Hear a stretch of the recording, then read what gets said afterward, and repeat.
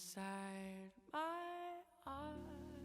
Hello and welcome to the Happy Musicians Podcast, where it's not about getting the gig, it's about enjoying it. My name is Tanner Gus, and thank you so much for joining me today. I'm very excited about this interview, but before we get into it, I want to make you aware of one big thing, and that is the upcoming Gen X Conference. January 6th through the 9th, the Jazz Education Network is going virtual and will be offering a huge collection of performances, clinics, and research presentations. It's a really incredible collection of knowledge, and I highly encourage anyone to check it out. I know there are a lot of digital teaching resources available right now, but I don't think any compare to the scope of what's being offered on this, including a clinic that I am presenting myself. I will be leading an informal discussion on mental health and wellness in the jazz education community, and I will be joined by a panel of incredible musicians and exceptionally joyful beings.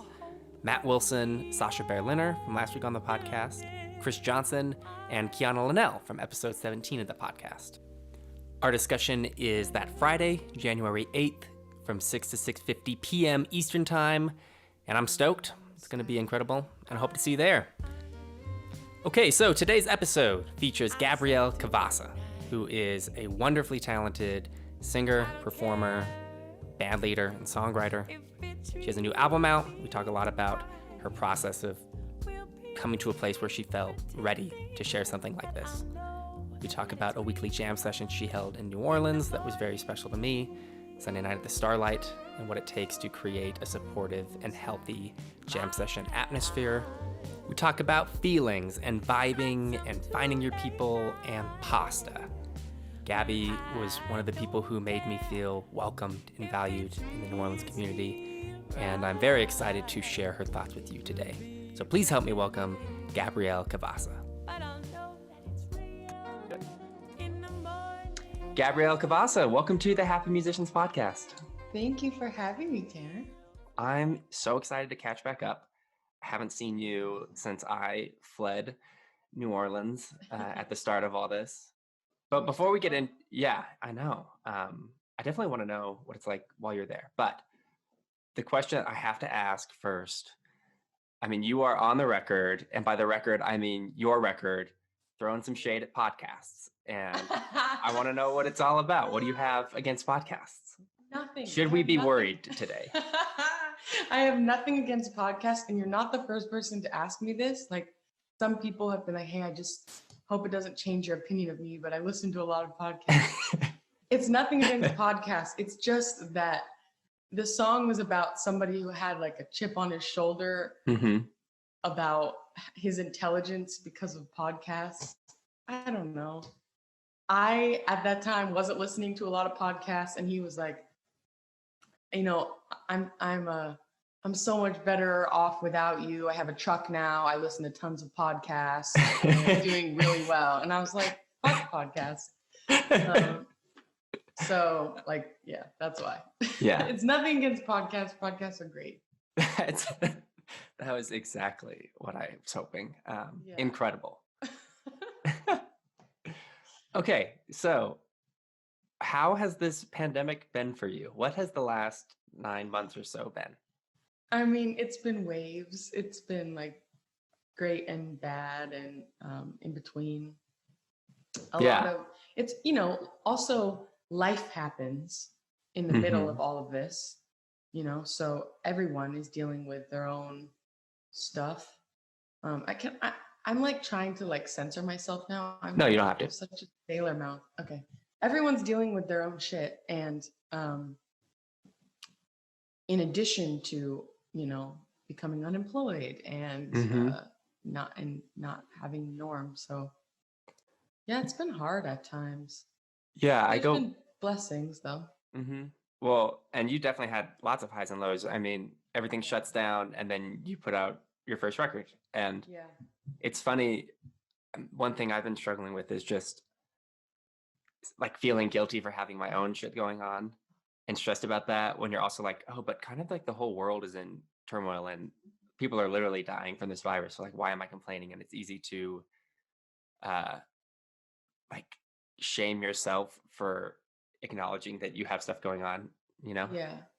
there's like that meme going around that's like, oh, the world's burning and this, pandemic and it's the end of the world, and musicians are like, hey, check out my live stream. Exactly.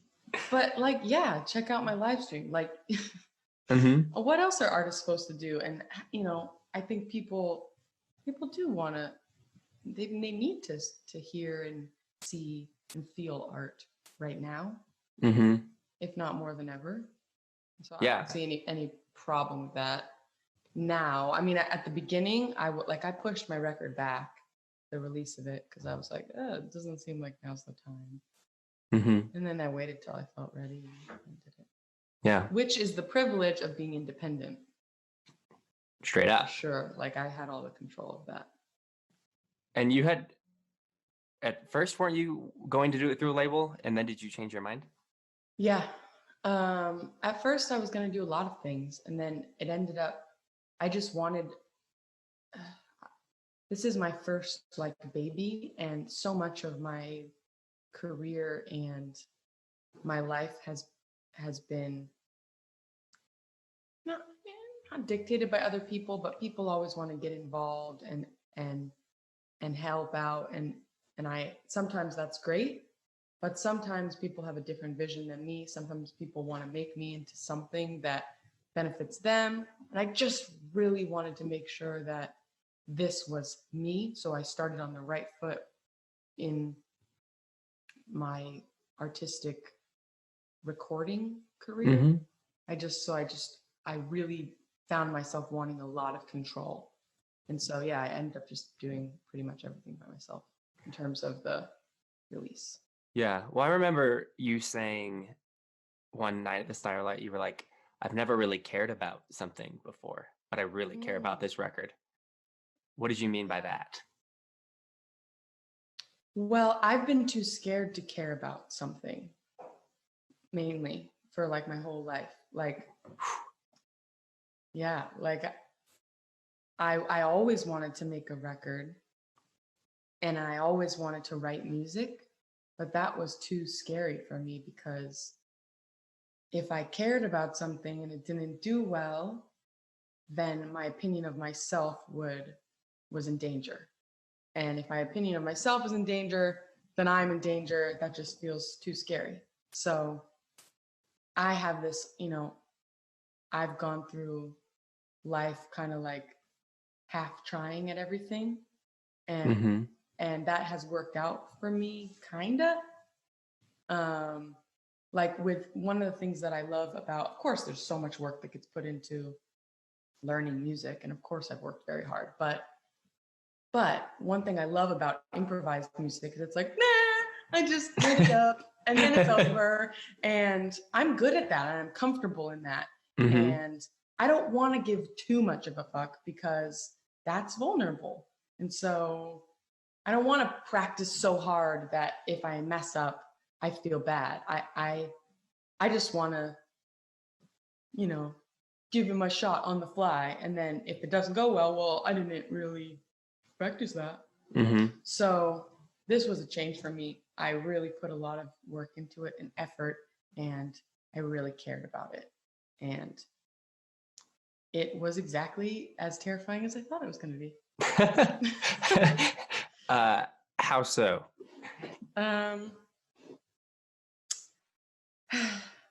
Well, I do think some of it was COVID related, because the reception was not like applause, because there was nobody there. Right. So that was pretty scary. I mean, it's just for somebody listening, they hear about a new artist, or maybe they already know me, and they're like, oh, let me listen to this. If they don't like it, they turn it off, and that's all. If they like it, and they listen to it, and that's all. If they have a really special experience with it, cool. But for me, it's like the biggest deal in the world. It's like, the only thing I ever cared about, and da-da-da. So, honestly. yeah. So like, I've just released this thing into the world. I'm alone the day that it drops. I'm in my house by myself, and I'm just like, oh my God, like, geez, like, what have I done? Like, it's just out there, and now people can judge me. Mm-hmm. And that was hard. But Yeah. but I'm really glad because I can't wait to do it again. Like I It kind of I'm a little bit of adrenaline junkie. okay. Kind of. I so agree. It's we're still figuring it out with technology. Yes, like people all over the world can hear your music as an independent artist. Like you don't need a label. Yeah. You can just put it out there and people can find it. And that's so cool. But just because someone connects with it doesn't mean there's a connection per se. Like just because they can find it on the internet and that you reach all these people, reach doesn't have that same connection that you get in person. And I'm really interested in trying to figure out a way to breach that gap more. Because I feel that too. Like I'll make a new video or put a podcast episode out that I'm so excited about, and you hit send, and that is such a big moment. But then you're just like, I all I did was hit like the space bar or whatever, Right. I hit return, and that was that whole moment. But there's so much more to that. And yeah, then I'll get emails and stuff about people who are really touched by the podcast, and that's incredible. But Yeah. it isn't that same connection. Well, I think people are having a similar connection, but I just don't think it's communicated. Like Mm. I get since the album, I've gotten so many people have reached out to me who I don't know or who I know, but mostly who I don't know to just tell me how, to just let me know that they appreciated what I did.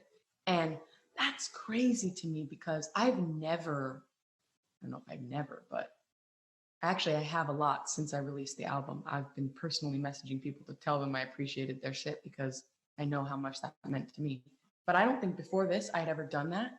I've never, when I love an album, I don't reach out to the artist. I just love the album Mm-hmm. privately.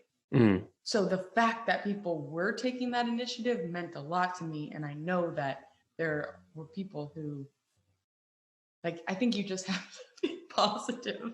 Like, I know people like it, and also maybe I don't care. Maybe it's okay that it's Mm-hmm. okay for it to just be out there. Like that's enough of an accomplishment as well. Yeah. Dang. Yeah. Now I'm sitting here thinking like maybe some of my favorite artists probably also feel this thing of like Yeah. they hit send and now they're just kind of waiting, hoping people connect with it. Yeah. Reach out to people. That's awesome. And we need I think we're so used to validation. Like I am. Like I remember when I first started singing, it was something that I was good at right away. And Mm. people valued me for that right away. And so it was like instant,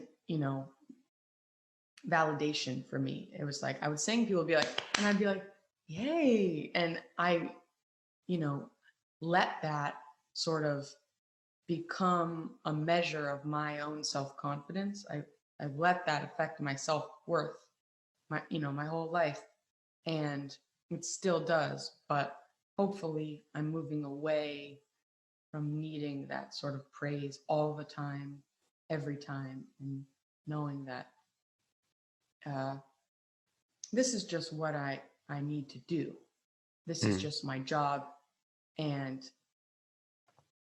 my duty or my purpose right now on earth. This is what I'm doing. I don't necessarily need a bunch of applause for it all the time. Mm-hmm. A little, maybe a little. Yeah. But the COVID is makes that very apparent. Yeah, definitely. I Everybody's guess glaring insecurities. I know as artists or everyone I talk to, we're very aware that I could just miss playing music in person and having that Oh, yeah. connection of like the sound waves hitting people and changing lives and just being together. And I really hope that everyone feels that way too, and that there'll be this surge of live music attendance and Yeah, I bet. coming out of this. the alternative is that I'll like double down on this live like virtual busking thing. And I really hope that's not the one we pick. No, I don't think so. But okay, just to go back a bit, you talked about how you were afraid of caring about something because if it didn't work out, you'd be crushed because you were vulnerable, right? Right. What did you do, or what was the thing that gave you permission to take that leap?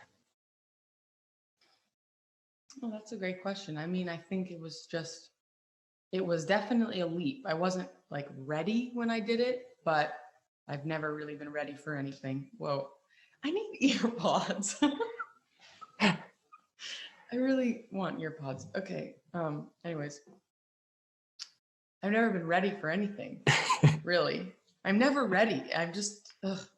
So it was a leap, but I think I had come to a place where I felt really supported by my community, and I did feel acknowledged. It was really following the Sarah Vaughan competition 2 years ago. And that's a big deal to be recognized on a global scale for my jazz vocal singing as, you know, one of the best. Like, you're recognized, and you know, that's kind of crazy. And I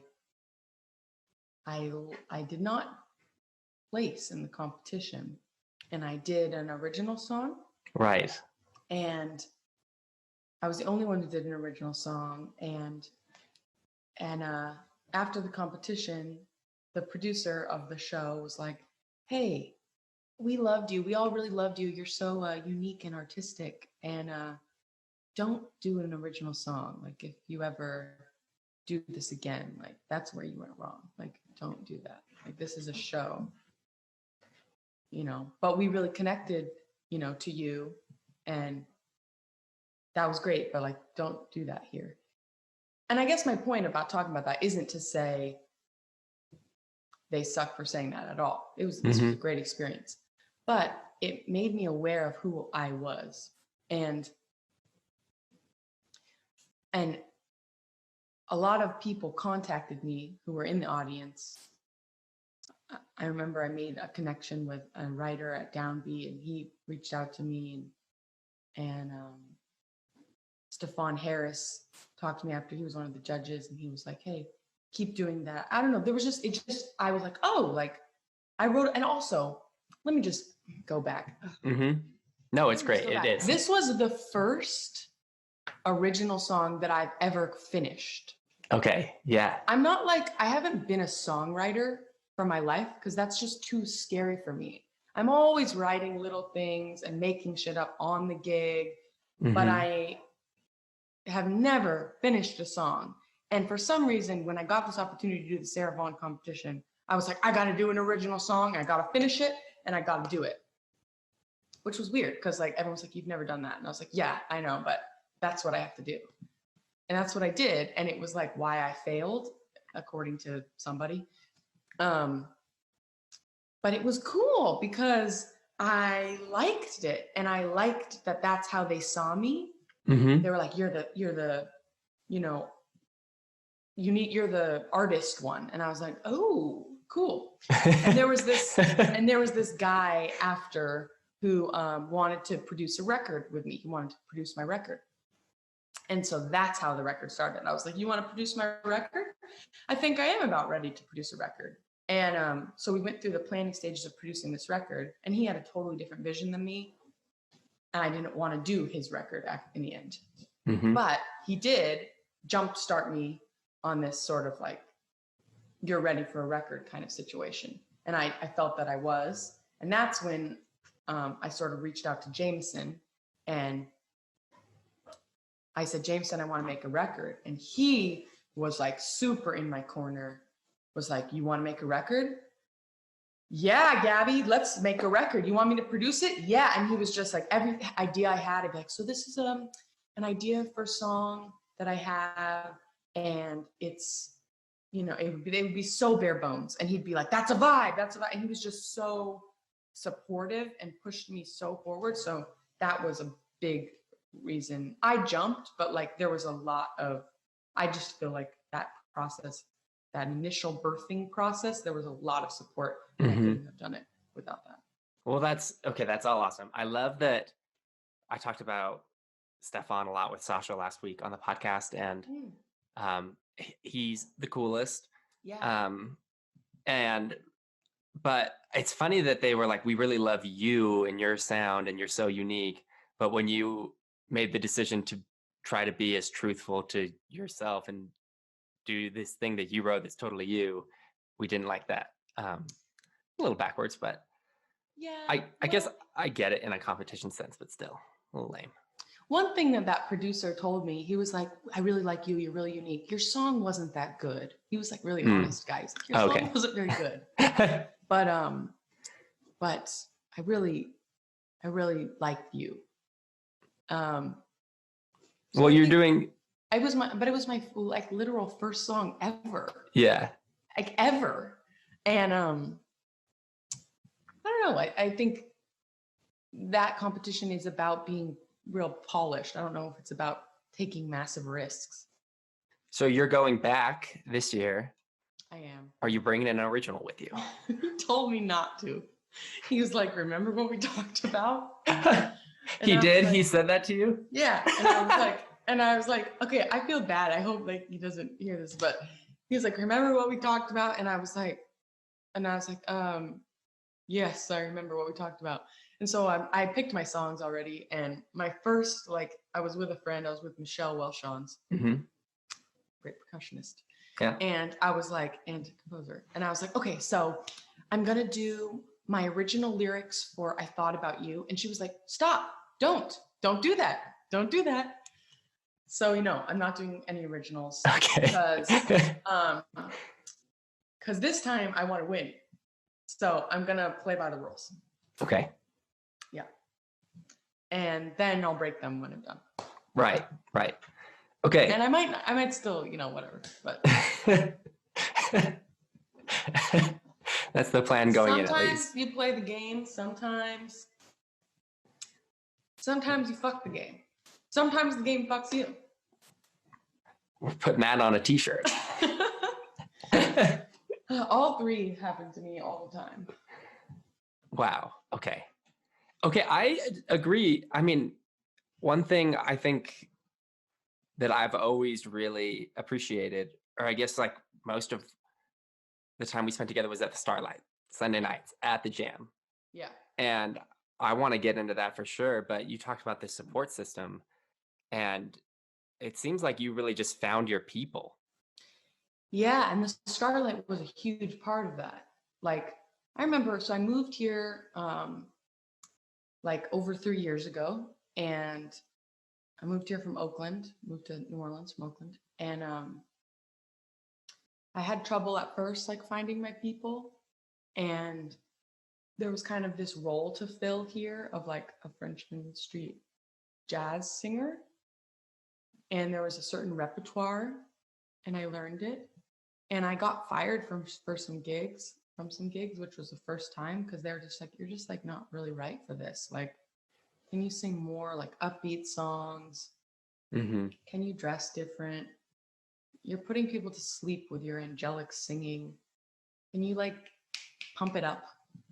And I just felt like very like unappreciated, and I was like, this sucks. So that's why I started the Starlight, because I felt like I was coming from this scene in Oakland and in San Francisco where jam sessions were my life. Like that was the community. And in there, a lot of people are not working 3 gigs a day. They're like having regular jobs, and then jazz or, music is their passion. And that's what they dedicate themselves to every night. So they're all there every night, and the community's there, and it's really strong. And that's how I learned music in a jam session environment. And so I felt like I was missing that sort of community for my life. That's why I started the Starlight. And yeah, and then I did feel like this super strong community of people around me who really shared sort of the same goals and wanted to partake in, this sort of creative musical late night thing. Did you have your band lined up from the get-go, or did you kind of find that over time? I mean, it sort of developed a little. Ryan was with me from the beginning. And I didn't know any of them. I didn't know very many people when I started that. And I just called the best dream people that I could think of. And they just said yes. That's this whole podcast. Yeah, which wasn't they could have easily said no. Like Ryan was he got another gig that night that paid way more, but for some reason he just felt bad, so he just didn't take that other gig. So yeah, it just happened, and Ryan stuck with it the whole time. And then originally it was Grayson on bass, who's my great friend, Grayson Brokamp. But then he wanted to stop doing it, and because it was super late, and then Lex had just moved to town, and had been sitting in for the past 3 weeks, and I was like, oh well, I'm just gonna call that guy, and then it became Lex, and then Jameson was on it pretty quickly because we had met in Grayson's band. Okay, nice. And then Devon West became the drummer who was there pretty much every week because Jameson is always on the road. Mm-hmm. So yeah, that's how that happened. Yeah, I guess I don't know if you feel this way as the person hosting it, but for me, the Starlight was very special and my go-to place to heal from the weekend, incredible. But it also I don't go to jam sessions that feel like that. And maybe you just took the Oakland magic and brought it with you or whatever, but do you what has your strategy been for creating such a safe musical creative space? Yeah, because it definitely felt that way to me. And that's not how, when people think of a jazz session, they probably think of Smalls and yeah, totally 30 courses and think cutting. of it, yeah, totally. I really didn't want it to be like that, but I'm someone who actually loves jam sessions. Yeah, nothing against them. It's just this was a very different version of it. I totally understand. First of all, I'm just not. I'm not gonna vibe somebody. That's just not. I wanted to be in charge because I wanted it to be nice. I still wanted it to be a high level, and I really believe that things can be at a high level, and there can be excellence without being a dick to everybody. And yes, that I think is that I'm a woman, and it's kind of different rules apply sometimes. And I had this rare experience of, at first the barrier to entry was very high in the scene that I came up in. And they're like, no, you can't be here.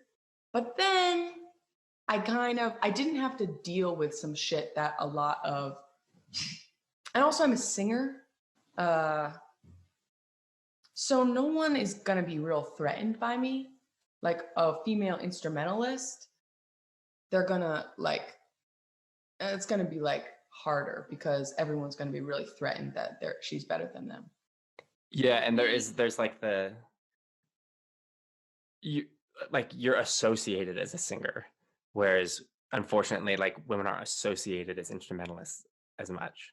So then it's oh, what are you doing? Oh yeah, totally. Everyone is are you a singer? And it's yeah. Sometimes I wish I was no, I'm not. I'm the drummer. I am the singer, okay?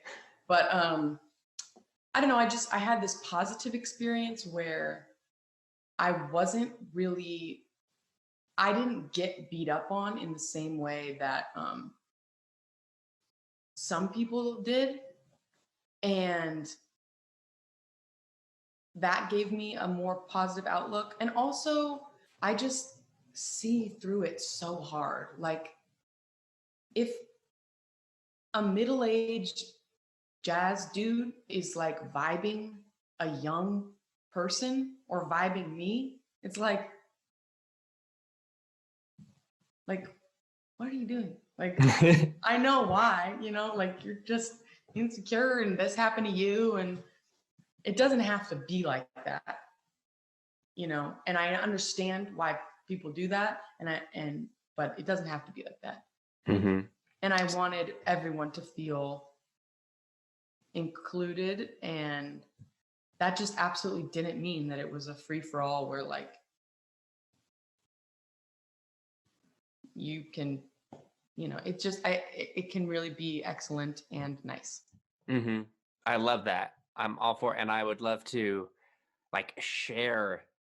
I always just create a pamphlet of like, here's like how we do that. Yeah. Because it would be great if more sessions were like this. And like I'll say, I guess the one thing that has always struck me is that maybe the standard goal of a jam session or whatever for people is like it's for you to go show what you got.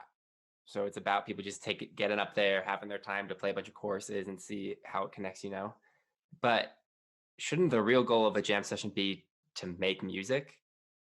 And those are two very different things. And your session has always felt to me like no matter who went up, like we tried to make music. We didn't try to like prove ourselves. Yeah, we were not trying to show off. Yeah, we're trying to make music. But also, this was a logistical thing, but it wasn't just a jam session, it was a show. Mm-hmm. And it was the first set was just the house band because I needed to be selling a bunch of drinks. I needed to get people in there or else I was going to lose the jam session every week. So like not by the middle, but I remember at the beginning every week she like went out on a limb because I asked for a guarantee for the band. And I was like, please, like it's going to be great. I'm going to build something great.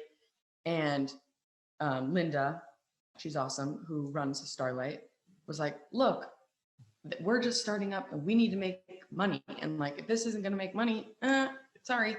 And it wasn't making money. Like just having a bunch of musicians in the room who like a lot of them are new and don't have gigs is not a great recipe to like make a bunch of money. And she was like, sorry, but your friends are drinking water because they're broke. And I was like, yeah, sorry about that. So then I started publicizing it more and as a show. So people, so it usually wasn't just musicians. Maybe by the end, like if it went really late, but there was a lot of people in there just coming for the show. And so my band and I had arrangements that were that we thought were sick and that we wanted to play. And I was building my voice. I was growing my voice as an artist and learning also how to entertain, which is something that New Orleans taught me that San Francisco did not teach me, because there we were all just playing for each other. My main goal was to impress you on the bandstand, another musician. I was singing for the musicians on stage and wanted to show them and express to them, my music. But when I moved to New Orleans, I was like, oh, music is for people. Oh shit, that's right. Like a huge light bulb for me. I was like, oh my gosh, this is crazy. It can be so, amazing, the most beautiful music that fills your soul, and that's meant to connect with others. Yeah. So there's no sacrifice there of the music in order to entertain. So yeah, that's what I was trying to learn. And that's what we were doing. And then the musicians who are there have to sit through that house set and see that. That's just the vibe that we were bringing. Yeah. It's a reminder too. I'll admit there were weeks where I wanted to be working more and I was anxious and I would be there for a few songs and feel waiting for my turn or whatever. And then I was like, what are you doing? This is a great show and you should just enjoy it and be a part of it instead of waiting for your moment, which was a great relief for me. And honestly, a big moment for me was, so Michael Patrick Avery, I remember he came and he would never play. Exactly. He would just come. He was like, no, dude, I'm not here to I'm just here to listen. Yeah. And I had never thought of I could just show up and not play. Like, I don't have to do that. I can just be here for the experience. And that was really impactful for me. There was quite a few musicians who would do that. They would just come like, because people were playing around too, so they would come after their gig and they're like, I don't want to play. I just want to sing. Which is cool. Yeah, I guess, okay, maybe I'm just gonna throw out some observations then. You were always very, like, you ran the show the whole time. It wasn't just like, now it's the jam session, I'll be at the bar. I mean, I was at the bar, don't get me wrong. Well, but it's a small room. Yeah. Yeah, no, because it was hard to run. That was a lot of like trial and error, but it needed to still be a show so that people would still stay in the room. And that was, again, that was because of the club. So I needed to keep it like a show. But I also wanted everyone to like being there, and the music, I wanted to, everyone in general has something to offer. And so I wanted the situation for everyone who got up to be the right situation. And of course, sometimes people tank, and that's fine. And you can tank for one song, that's fine. But in general, like, been there. I wanted every song to really showcase something and highlight somebody, and I wanted everyone to have a good time. So I felt like I needed to run the show, because so often, like, it's just, jam sessions can just be like chaos and bad manners, like people just like cutting each other, and there was no list, so I just kept it in my brain, which isn't the most reliable brain for lists. This is not a list brain. No, my brain doesn't really like do lists. It was more like and I made a lot of, like, there's all the time people would be there and I'd be like, oh, sorry, you didn't get to play. But if they showed up enough times, then they would move to the front, and then but I thought it was important for me to run it so that people would stay and have a good time. Yeah, but it was, I think, special, especially like when you're new and you don't really know anyone and you're trying to get settled, and then this amazing band is playing, and then like you get called up by name is a cool feeling. Like, I will say that the way you did it, like, you learned everyone's names, and when everyone came in the door, you greeted them with a hug and got to know them and called them up, and like, you made everyone feel so important and part of this space in the experience. And I think that's a really amazing way to do a jam session. Oh, that's so cool. That's how I wanted people to feel, because that's a lot of times how you don't feel at a jam session. You feel like an idiot. Yeah. Until you feel accepted, and then you feel like the most special person ever. But I wanted everyone to feel special all the time. Yeah, it worked for me.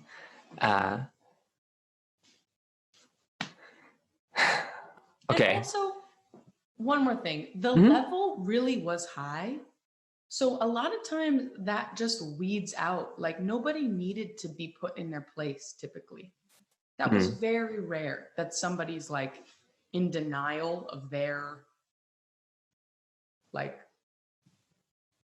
level. Like, so many times I'd be like, do you want to play? And people would be like, no. If like if a piano player doesn't want to go up after Ryan, I understand why. But I want them to. And I know they want to, and eventually they will. But like, that would happen naturally. Like, they don't need to be, Yeah. Maybe that wouldn't work in like New York or something where people are hungry. But it really just was natural. Yeah. I think it all kind of worked out. The space really promoted it. But I definitely hope it can be a model that other people can embrace and share, because it really was such a amazing space. And I hope it's coming back when it can. I hope so too. I don't know.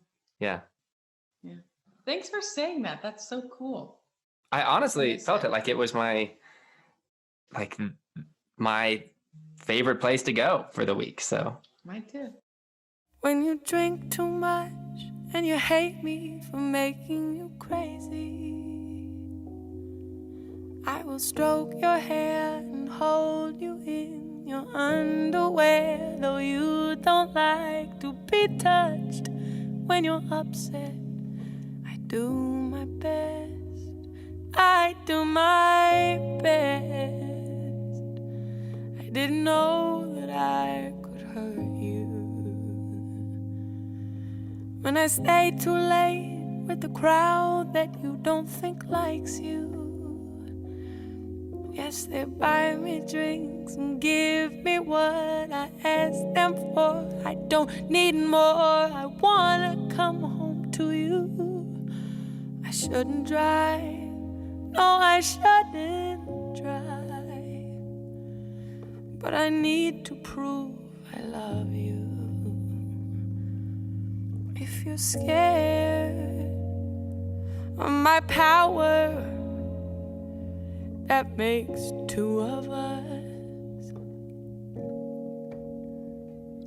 If you're scared of my power, that makes two of us. But I won't run if you don't. No, I won't run if you don't. When I think too much, I hate me for making me crazy. Will you stroke my hair and hold me in my underwear? Though you don't like to help if you can't fix it, just try. Please be kind. I didn't know that you could hurt me.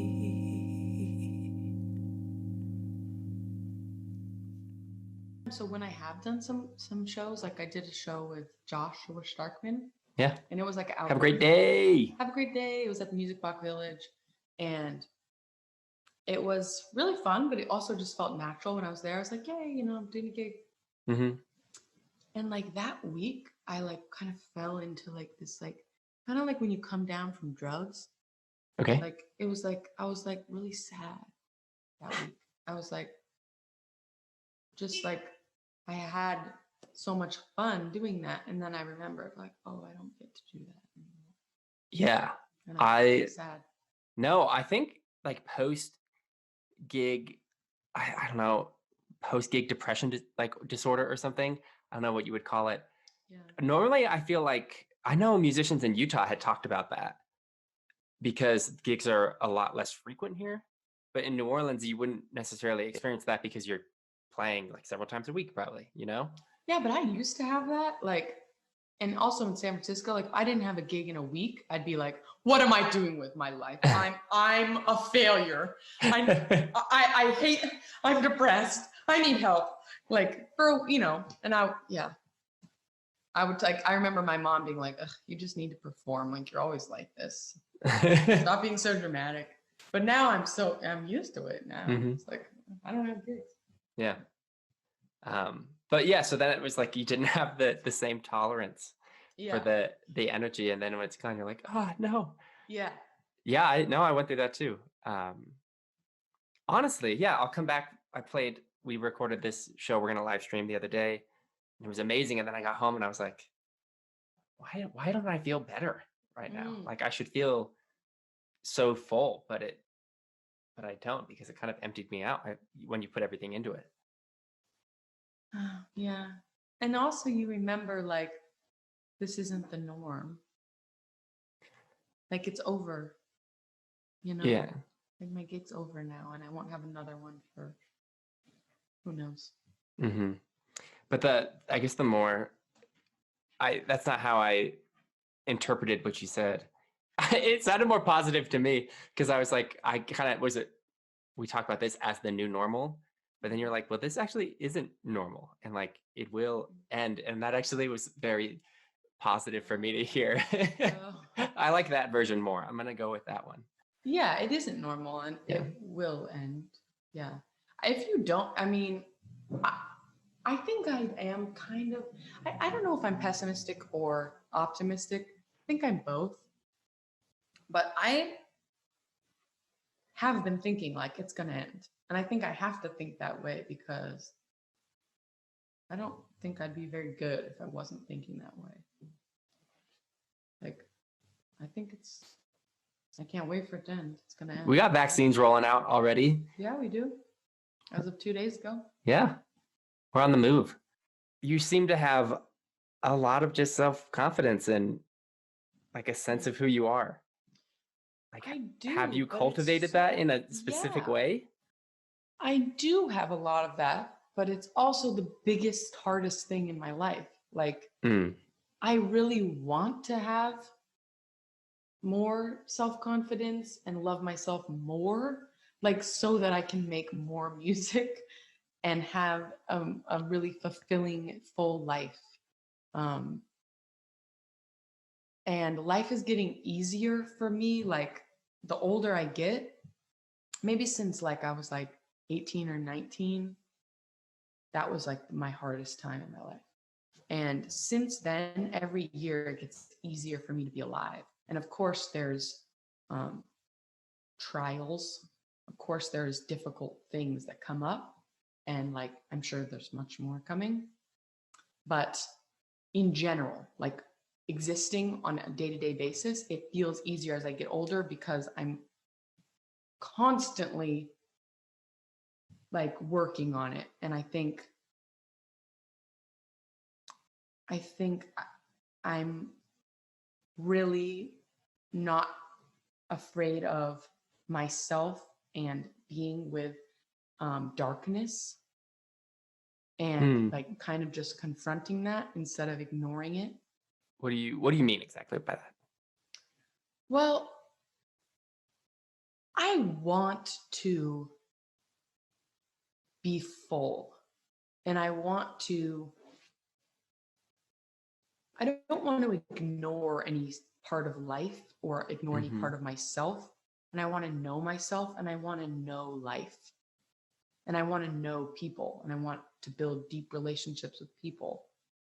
And so I think a lot of times what limits me from doing what I want or feeling the way that I want to feel is fear of scary things, fear of my own feelings, fear of my own flaws,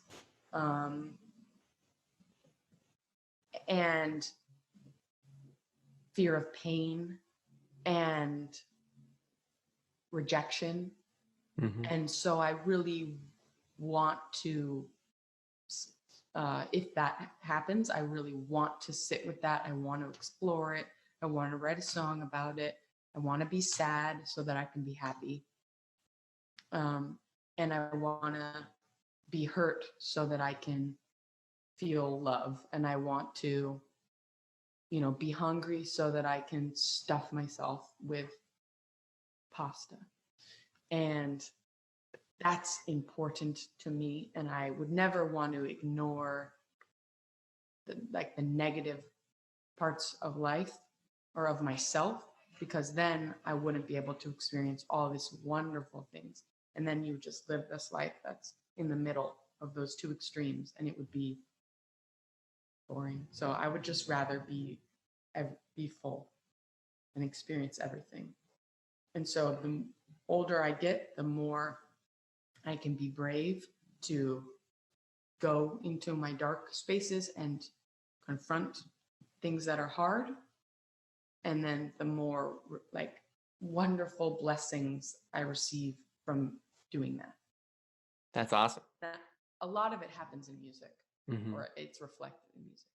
So you use music as a way to explore those feelings as fully as possible. Yeah. And it's also like a check. It's like a measure of like how I'm doing in life. Because it's like just like most musicians, I'm just so focused on it all the time. And yes and no. Maybe I guess like sometimes you'll play, and this was more apparent when I was playing a lot. It's hard to tell sometimes lately, but when you're regularly playing and you realize like I'm sounding really good lately, and sometimes you realize it wasn't because you practice a bunch, it's because you figured some personal shit out. Yeah. and you grew and you just understand things more. But it's so important to have a means of, yeah, it's important to have a means of testing these things, something to base it on. Like, am I growing as a person? And music Yeah. is such a cool way to do that. Like, you Yeah. can just on the gig be like, I am more connected to other musicians or the audience or Yeah. the music itself in the moment. Um, Yeah.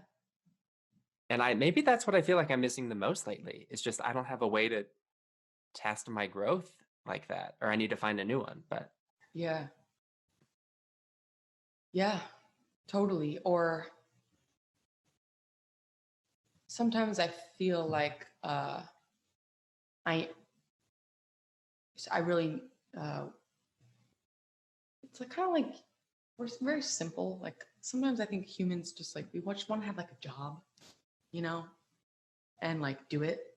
Mhm. And then we're like, yeah, this is my job here on the planet, you know. Maybe I don't mean like a literal job, but like I want to do the thing. I want to do something. And when you're doing your thing, you're like, yeah, doing my thing. And if you're not doing your thing, it's like, what are you doing?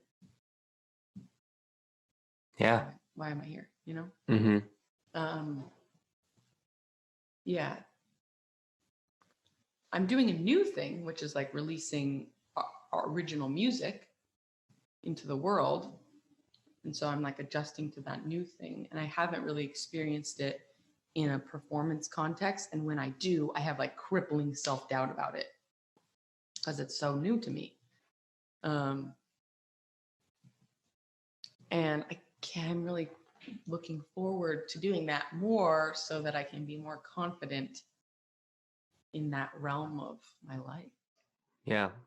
Well, I liked how you talked about how the more full you feel or the happier you get, the more you realize that you just want more of that. And I feel the same way. Like, I feel like the more accomplished or um, seasoned, the better musician that I've gotten, the more I've realized how much more room for growth I have. Like, you just Yeah. get more awareness of how much depth there is to this. And it is kind of cool that, but it also, but in such a good way of like this possibility, this excitement of almost you think you're getting to the top of the hill and then you look out and there's this whole new horizon and you get to explore that. And that's so cool. As opposed to just looking up at the peak when you first start and you're like, how am I ever going to get there? You know? Yeah. But then once you get used to moving and growing, it's so exciting just to experience that growth. And then the best part is when you realize, oh, there's no end. You just get to keep going. And it's cool that I think it's cool to view happiness the same way, as opposed to this thing of like on off switch. I'm happy or I'm not. It's this thing that you can explore and have more of a connection with and more depth in that same way. Yeah. The word happy, sometimes I have an issue with it. Yeah, I had to pick an adjective for the podcast, but I've gone back and forth on that thought a lot. Yeah. I mean, and I use the word too. And yeah. But like happy is not what I'm going for. Like, fuck happy. Like, it's just one feeling in like Hmm. this whole range of feelings that are important to feel, you know? Yeah. And like, one thing I've learned about music and about myself is I don't think my talent is singing. I think it has very little to do with singing or like music, even. I think my talent is just feeling feelings. I'm really good at that. Dang. And Is it just like because you give yourself permission to do it? yeah. Hmm. And so happy, if I was always just happy, I don't think my music would be very interesting at all. It's just one feeling. Yeah. But it's a good one and we love it. Hmm. And I guess there's no better time than now to qualify the name of this podcast, but I agree. I agree with that statement a lot. I like the name of your podcast. I really do too.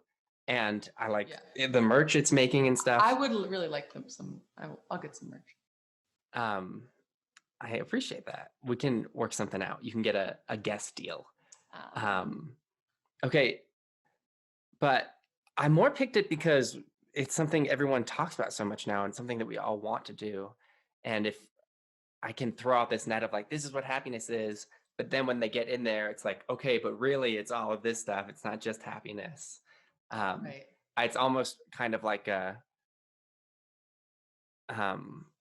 newspaper headline, like that's not the whole story, but hopefully Yeah. it gets you to read and listen. But also it exists in contrast to the stereotype that we have about musicians and artists in general, that they're like self-deprecating And tortured and struggling. Yeah, yeah. tortured. Yeah, the tortured artist. So like Exactly. no, we're not. The happy musician. Yeah. I'm like, yeah, Yeah, we don't have to be that. That's so dumb. We don't. And that's a dangerous place to like exist. Mm-hmm. Feeling bad for yourself all the time. Yeah, I also feel like I really love that version of just like if I want to be happy, it means I have to get good, do the Gabby, get good at feeling my emotions, right? So I can experience that emotion fully. But you have to practice just feeling emotions no matter what they are. Yeah.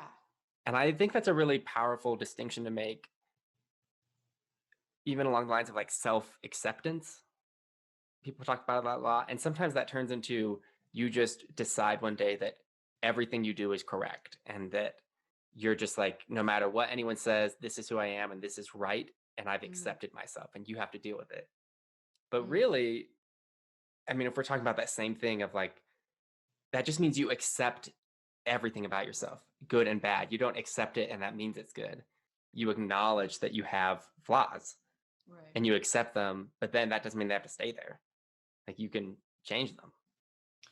Yeah. I have a therapist now and she says that. Yeah. She says like one time I told her I was really jealous of somebody and I was like, I'm having this problem because I'm always jealous of this person.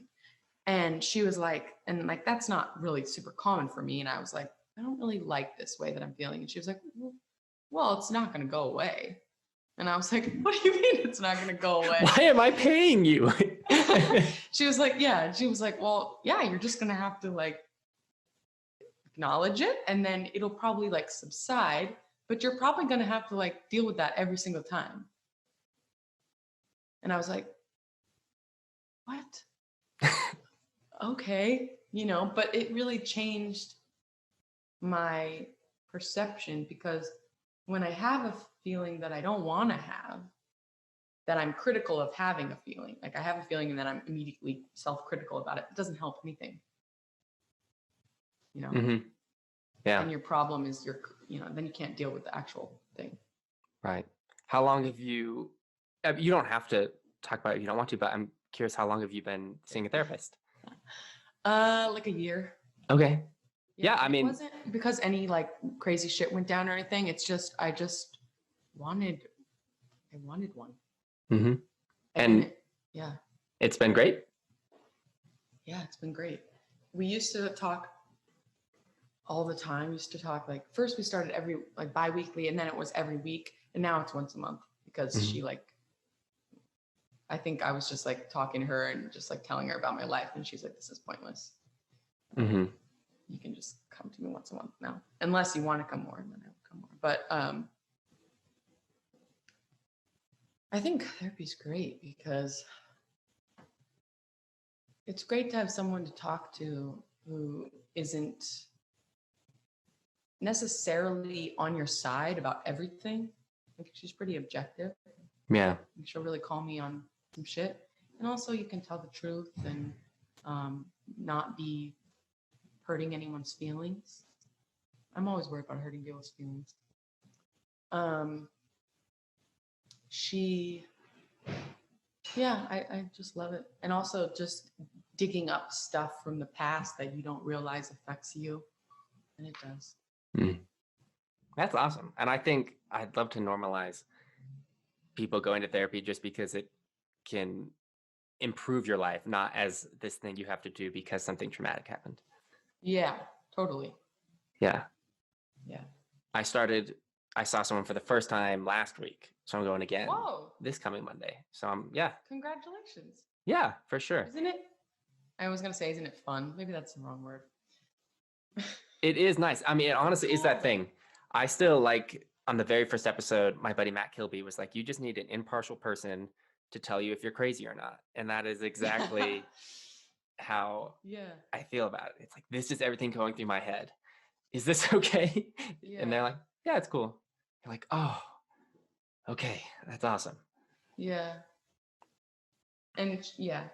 And also like they've seen crazier, and they might like, she's always wanting me to like, because I have ADHD, and she's always like, you need to be medicated, which I'm not yet, but she's always, there's options. You can have, whatever you have, you can have medication, or you can just develop a plan, or there's just so many, like, it's just nice to have support. Mm-hmm. Mental health is very important. Yeah, definitely. Emotional health. Yeah. Well, I really enjoyed everything you've said.